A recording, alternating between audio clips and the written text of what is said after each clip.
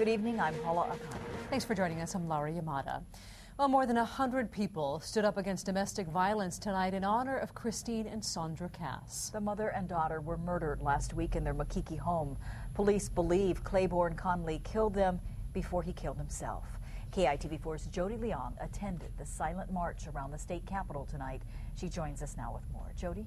Paula, Christine and Sandra Cass were well loved. Their friends, colleagues, and classmates took part in the march. So did lawmakers and folks who never knew the Cass family but told us they were touched by the tragedy. Sandra Cass's young friends and classmates led the march in silence to honor 13-year-old Sandra and her mom, Christine Cass. The single mother and her daughter were shot and killed early Friday. It was a tragedy that shook an entire community and the innocence of these youngsters who lost their good friend. I just miss her so much, and it really doesn't make any sense to me, or I bet it doesn't make sense to any of you. They were so kind and so giving. Sandra and Christine's friends wore T-shirts printed with a photo of the smiling duo. Friends carried long-stemmed red roses, symbols of love. To know that they're together up there, it just makes it feel better because they'd want it that way. Christine's close friend Linda Sy spoke directly to her lost buddy. Christine, you rock. You are my sister. And you taught me how to have grace and dignity. Over and over, friends remembered how Christine helped them through times of crisis.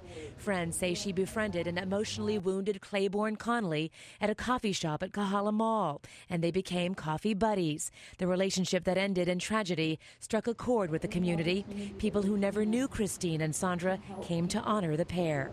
I think if we all come together and recognize that we all have a role to play in supporting the soldiers who come back from the war. Christine's friend and employer remembered the woman who came to work with a smile every day, and she honored Christine with a quote from C.S. Lewis. I was lost. The joy now is worth the pain later. And as we struggle with the pain now, I hope we can all remember the joy that they brought to our lives.